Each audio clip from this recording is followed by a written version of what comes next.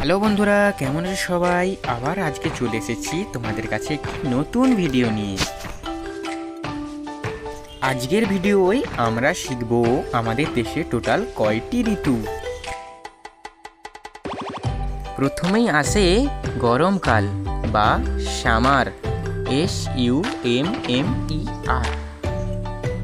গরমকালের পরেই আসে বর্ষাকাল অর্থাৎ রেনি সিজন, যেই সময়ে খুবই বৃষ্টিপাত হয় ও আমরা বাইরে বেরোতে পারি না।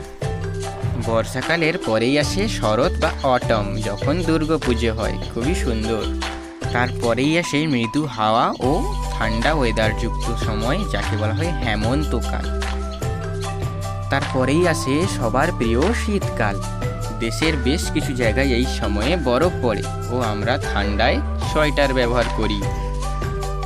ঋতুচক্রের শেষ ঋতু হলো স্প্রিং বা বসন্তকাল। এটি খুবই সুন্দর ও শান্ত ঋতু। আজকে তাহলে আমরা শিখলাম দেশের 6টি বিভিন্ন ঋতু ও তাদের নাম, যেমন গ্রীষ্ম, বর্ষা, শরৎ, হেমন্ত, শীত ও বসন্ত। চ্যানেলটিকে সাবস্ক্রাইব করো নতুন কিছু শেখার জন্য। Bye bye.